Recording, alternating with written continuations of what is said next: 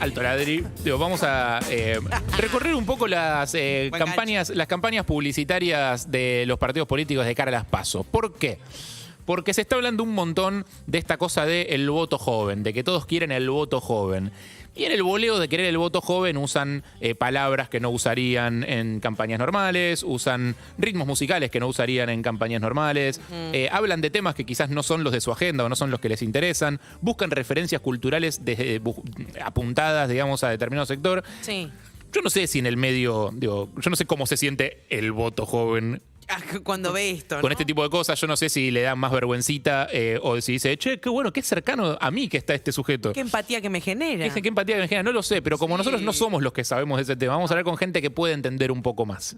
Primero los voy a saludar, son dos. Voy a saludar primero a Mario Riorda, que es politólogo, preside la Asociación Latinoamericana de Investigadores de Campañas Electorales, es director de la Maestría en Comunicación Política de la Universidad Austral, asesora campañas políticas por todos lados, tiene un currículum larguísimo que no voy a leer para no aburrirlo a él, en realidad, que está del otro lado y que ya lo conoce. Y ya hizo pero todo. sobre todo sabe muchísimo de campañas y sobre todo de campañas políticas. ¿Cómo andás, Mario? ¿Todo bien? ¿Qué tal? Muy buen día. Un ¿Qué placer. tal? Buenos días, gracias por atendernos y espero que se entienda, o sea, espero que se entienda qué es lo que queremos hacer con esto. Para mí está bueno, ¿eh? ¿Qué es? O sea, antes de saludar a tu compañera, a tu colega que está del otro lado también, ¿es común que los candidatos políticos en situaciones electorales como esta traten de disfrazarse un poco de algo que no son? Sí, por supuesto. De todos modos, ahí creo que aparece gran quid la cuestión, ¿no? Una de las cosas asociadas yo diría, a la característica de existir, de ser, de comunicar en campañas electorales, es por un lado lo que tiene que ver con la coherencia y por otro lado lo que tiene que ver con la espontaneidad, ¿no? La síntesis de esas dos palabras te hace ser auténtico y creo que el mejor modo de saber, porque alguien de ustedes lo decía hace un ratito, cómo lo ven los jóvenes, ¿no?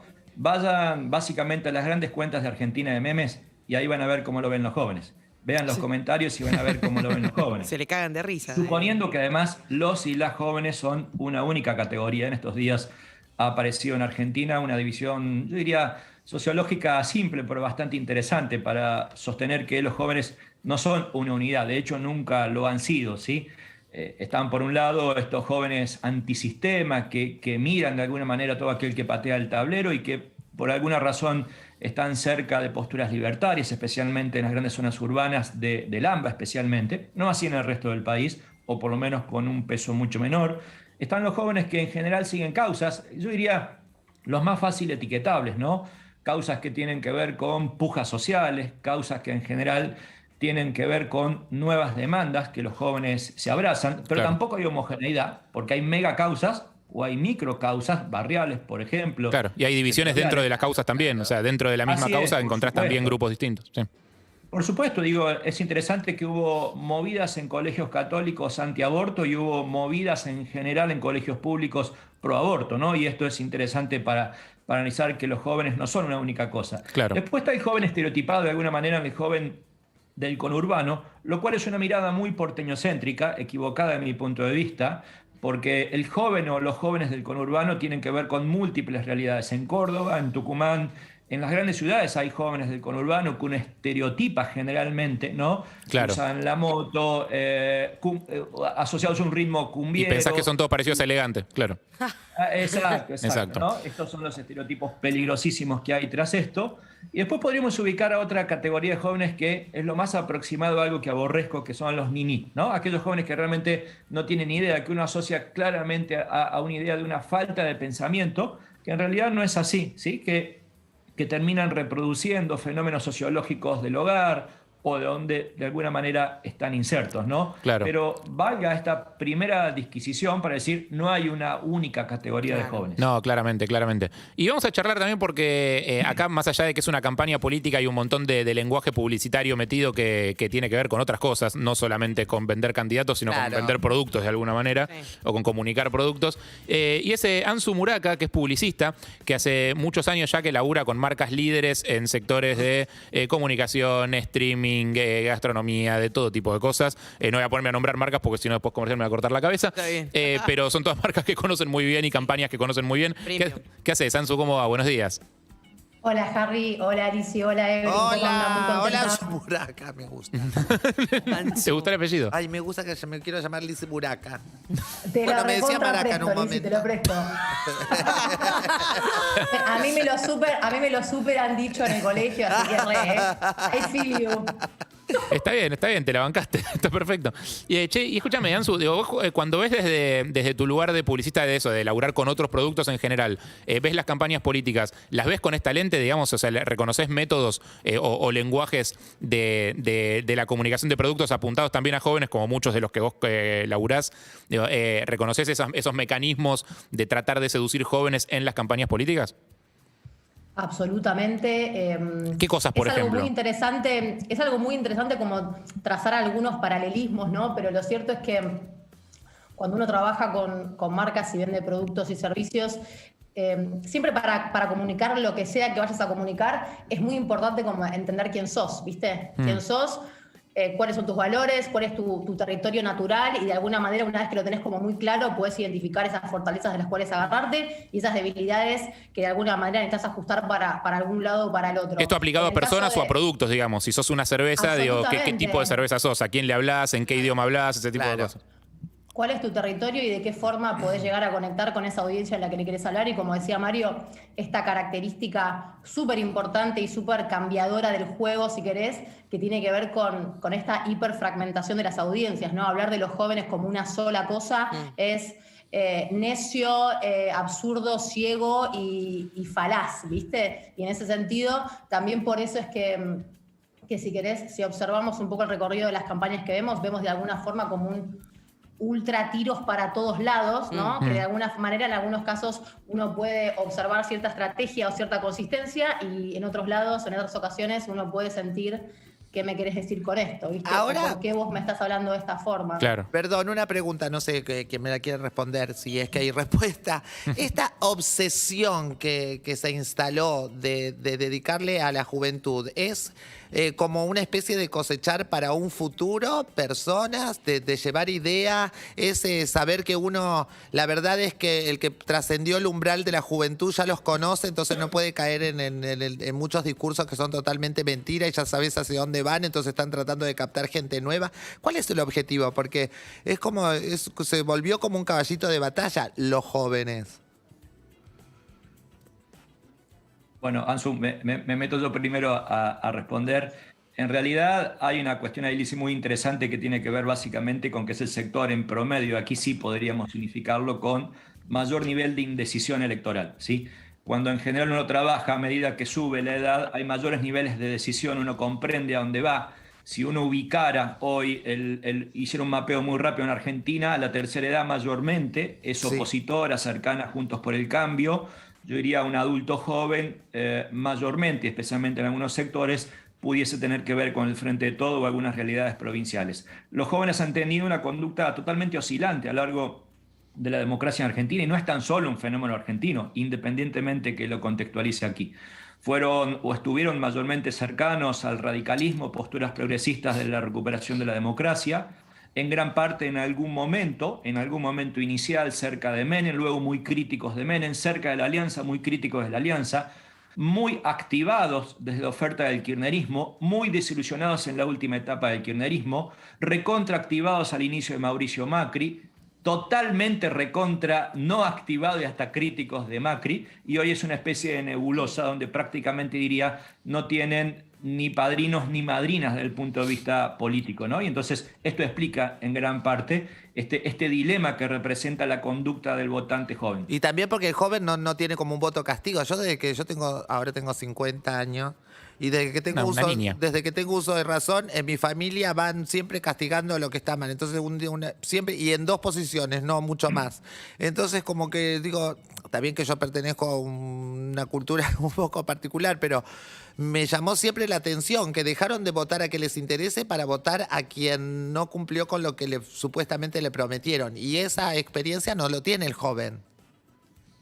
Bueno, pero lo que estás diciendo de alguna manera representa gran parte de la conducta electoral del mundo occidental. Los estudios electorales del comportamiento político demuestran que mayormente el voto tiene que ver con una función retrospectiva, vale decir, se vota básicamente, y esto desafía el sentido común, el voto tiene que ver con recuperar el pasado para premiarlo o para castigarlo, y por lo tanto es retrospectivo. Y además hay un dato impactante. Se estima que aproximadamente entre el 80 y el 90% de la discursividad dominante en una campaña electoral es de tipo negativo. Por lo tanto, esta negatividad que implica la descalificación del contrario y la contraria, evidentemente lo que está demostrando que el voto castigo es predominante en la oferta electoral. Perdón, antes de que se me escapen y se salgan corriendo por sus agendas muy completas, me gustaría que recorramos algunos de los spots y canciones electorales, esas cosas tan bellas que hemos, a las que hemos sido expuestos durante los últimos días. Tenemos un montón, pero vamos a hacer algunos, después quizás otro día seguimos recorriendo. Pero me gustaría arrancar con... El tema del trap en las campañas y el tema de la necesidad de hacer de eso, no sé. Escuchemos el de Facundo Manes primero, por favor. Es dar el paso para cambiar.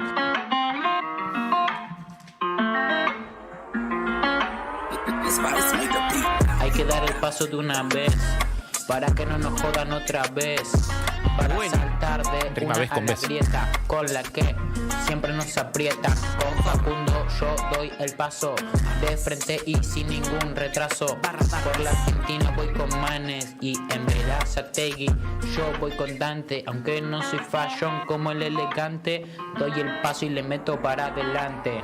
En fin. Bien, bárbaro. Ansu, ¿querés arrancar? ¿Qué opiniones que tenés o qué cosas detectás del lenguaje publicitario que pueden estudiarse en este tipo de cosas? Sí, la verdad que independientemente, obviamente esta es una conversación para analizar, no desde un lugar de crítica, porque nunca me pondría a criticar públicamente el laburo de colegas, sí para analizar y tratar de interpretar un poco la estrategia detrás de esto. A ver, estamos hablando del seteo, si querés, de la definición de un concepto que tiene que ver con dar el paso, y ahí, a ver, el recurso del jingle o de la canción hecha, cambiada la letra para instalar una conversación es histórica. Desde Menem lo hizo para acá, se ha hecho muchas veces, en algunos casos de una manera como super hit, a través de mucha repetición y mucha cobertura. Y lo que vemos ahora quizás es un recurso un poco más diluido por la multiplicidad de canciones que vemos dando vuelta. Quizás uno lo que tiene que observar, independientemente de si nos gusta más o menos el recurso, es qué pasa con eso, ¿no? Hoy en día la evolución de la comunicación hace que cuando vos lanzás una campaña no termina cuando la lanzás o la tirás a internet, sino que ahí es recién cuando empieza, y en realidad son las personas las que le dan sentido a esa campaña y te van a contar si era por ahí o no, o qué parte sí y qué parte, en qué parte la pifiaste. O sea, si la gente la reproduce, si el tema engancha, si pega, si no sé qué, o si termina convirtiéndose en foco de burlas, digamos.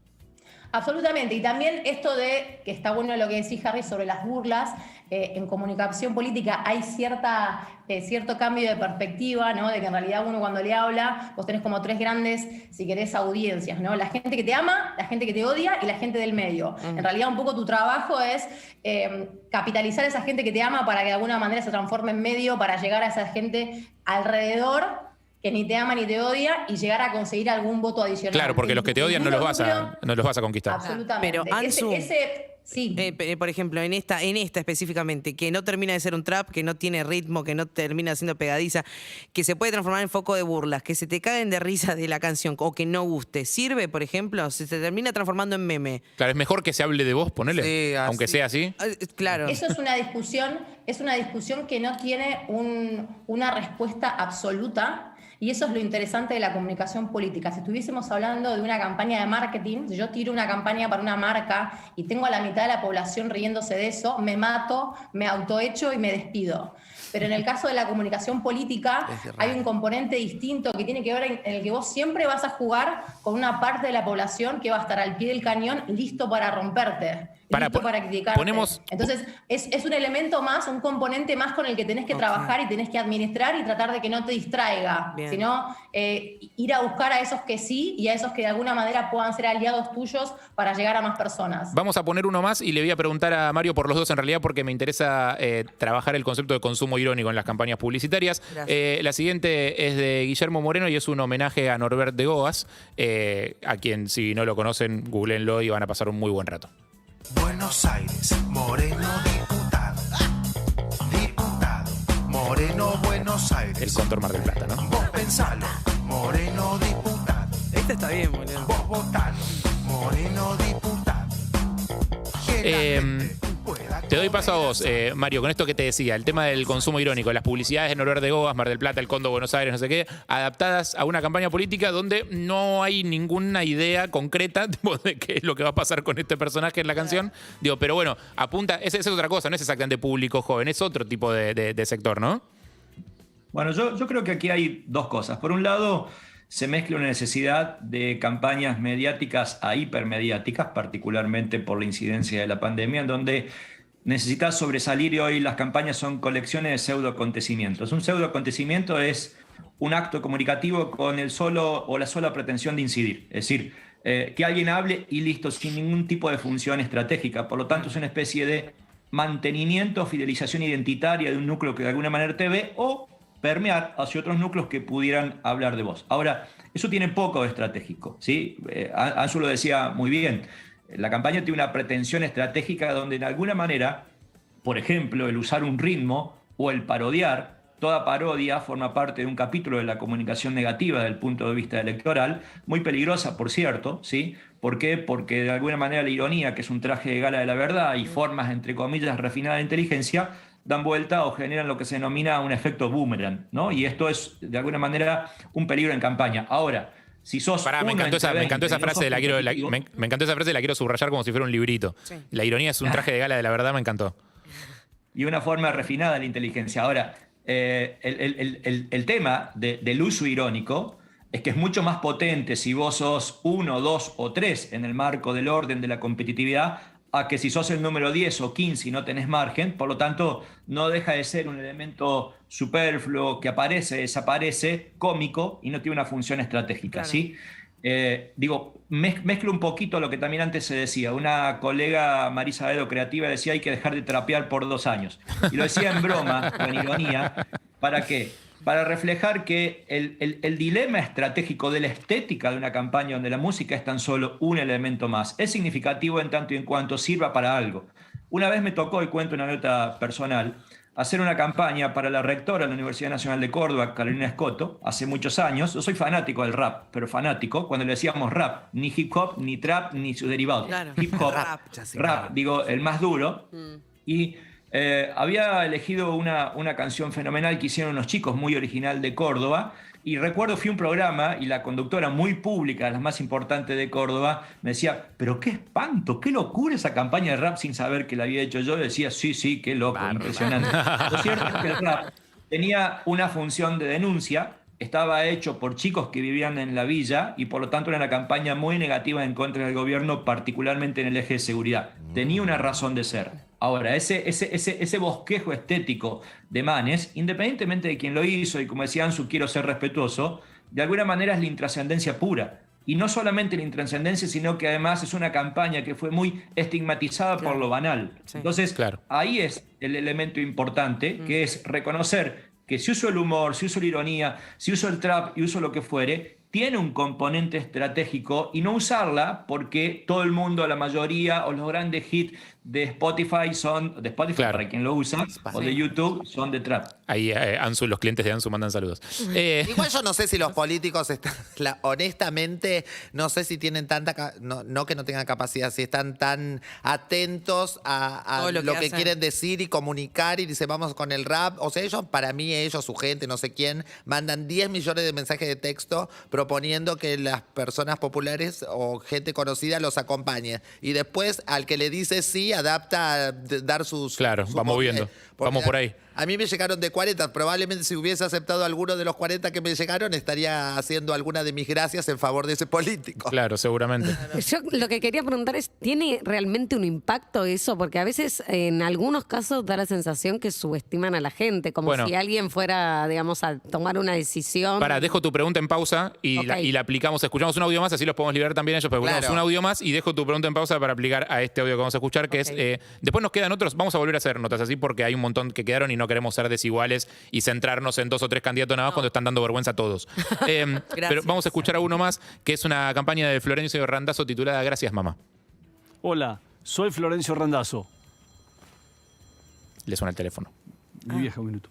Hola, mamá. Estoy grabando. Hola, Flori. Acá habla tu madre. Sí, ya sé, mamá. ¿Qué necesitas? Que te acuerdes que en la edición pasada decían que no te iba a votar ni tu madre. Pero mamá, es otra cosa, ahora nada que ver. Ya sé que ahora hay mucha gente que te va a votar, pero para que te voten más todavía, tenés que hacer una propaganda explicando ¿Cuál, mamá? por qué te tienen que votar a vos y no a esas dos fracciones o facciones que no sé cómo Facciones, mamá, ¿Cómo facciones. será, Florencia? Facciones. Pero tenés que hacerlo. Estos crápulas se vienen comiendo la comida de los chicos hace años y se pasan la pelota. Sí, tranquila, ya entendí, mamá. Entonces, por favor, hacela y explicale a este pueblo de pelotudos. Mamá. ¿Qué?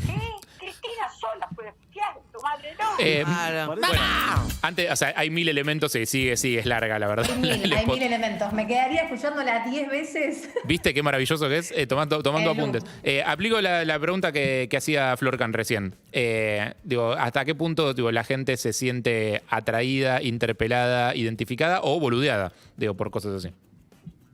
Me parece que no hay una respuesta absoluta y va a tener que ver mucho con la experiencia y la posición de los votantes y de cómo a cada persona le pega cada mensaje. En este caso específico, en esta pieza que estamos escuchando, a nivel recursos, ¿no? De nuevo, esto es independientemente de la posición o de que a lo que cada uno le guste o no. Sí, esto es puro análisis. Estratégicamente hay una decisión de ubicar a la madre en voz del pueblo y poner en boca de otro lo que eventualmente el candidato diría, que en ese sentido es perfecta, ¿no? Y de alguna Sí, salvo forma la parte de trabajo en explicarle una- a este pueblo de pelotudos. Claro.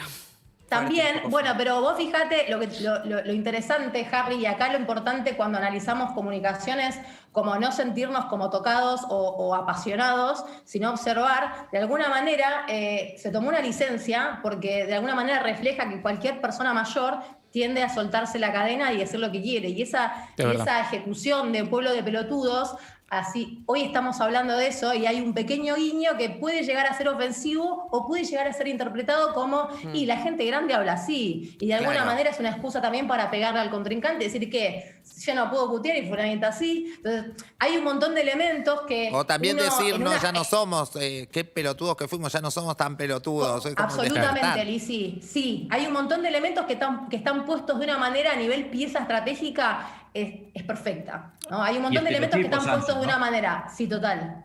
Estereotipos. Digo, aquí el concepto de la madre que cuida en la familia, ¿sí? Es un estereotipo muy jodido de sostener. Madre ama de casa, ¿no? Hay cierta histeria de la mujer, ni hablar si además es de tercera edad. Digo, también es muy jodido de eso, pero perdón, Ansu, era un comentario para estas cosas ocultas que tiene este spot, ¿no? Completamente. Está bueno siempre observarlo desde ese lugar y es cierto que después a cada uno le va a impactar o va a poder escuchar lo que pueda, ¿no? Esto es como casi una cosa como psicológica, sociológica y cómo funcionamos las personas, ¿no? Cada uno escucha lo que puede. Quizás a la persona que está un poquito más harta o está con ganas de hacer ese voto castigo o cambiar de posición, el término pueblo de pelotudos le sirve como un motor de enojo para tomar otra decisión. Claro. Y capaz que el que está parado en otro lado dice, pero ¿cómo me saqué? ¿Vos me estás diciendo que somos un pueblo de pelotudos? Bueno, este es el juego de la comunicación política que de alguna forma es fascinante. O sea, tiene esas 1000 caras todo el tiempo funcionando juntas. Mario, Ahora- con es que querés agregar algo a este último de esta cosa de la Sí, digo actuación. que también está bueno analizar adentro cuál es la función estratégica prevista, ¿no? Conociendo un poquito de lo que es la estructura de mediciones antes del lanzamiento y durante el lanzamiento, es interesante ver a quién le habla Randazzo, ¿no? Digo, porque gran parte del spot está situado en un eje estratégico, reconociendo, y escuchen este dato que es impactante, el 90% del voto de Florencio Randazzo al inicio tiene que ver con un votante más bien cercano al peronismo o que ha tenido alguna vinculación política con el peronismo, pero hasta ahí llega su techo. Todo lo que pudiese crecer está al frente, en Juntos por el Cambio, ¿no? Claro. Entonces, en toda la trayectoria discursiva de Randazzo, que se ubicó fuertemente insultador, particularmente del Frente de Todos, pero además se ubica con dinámica o lógica antisistema, está bueno reconocer si efectivamente puede captar por eso, ¿no? Los números eran bastante claros. Su piso o su techo no tiene que ver con lo que Randazzo hiciera, sino particularmente con la oferta política que el Frente de Todos o Juntos por el Cambio tuviese. Claro. A más peso específico de los nombres, Randazzo bajaba, a menor peso específico de las candidaturas, Randazzo pudiera subir. Queda en un punto intermedio y por lo tanto tiene algo de más visibilidad. Ahora, creer que la visibilidad es solo de un spot, me parece que es darle demasiada preeminencia a la publicidad política. Y cierro con este número para que, de alguna manera, y eso que yo me dedico a esto, no le voy a quitar trabajo a Ansu, pero yo probablemente sí. Hay una tesis de James Campbell, un politólogo norteamericano, además que se dedica también a la consultoría muy potente, que pónganse a analizar en su historia reciente, y dice más o menos esto: el 90% de las campañas terminan confirmando la tendencia previa que existía antes de que la campaña inicie. La traduzco al criollo: 9 de cada 10 campañas podría no existir la campaña y tendrían el resultado más o menos parecido. Excelente. Mario Riorda y Ansu Muraka analizando un poco con nosotros las campañas previas a las PASO. Capaz que metemos una, si tienen ganas y tiempo, una salidita más para el resto de los spots que nos quedaron. Gracias a los dos. Gracias, es divertidísimo. Gracias. Y gracias por su generosidad también, porque obviamente los estás haciendo opinar sobre su laburo. En el medio hay colegas metidos, así que siempre con mucho respeto. Gracias. O sea que, perdón, como conclusión hacen papelones y no tienen mucho impacto. Parecería ser que, independientemente de que lo hagan o no, podría llegar a ser exactamente lo mismo. Muchas gracias. 10:30. Perros de la calle. Urbana Play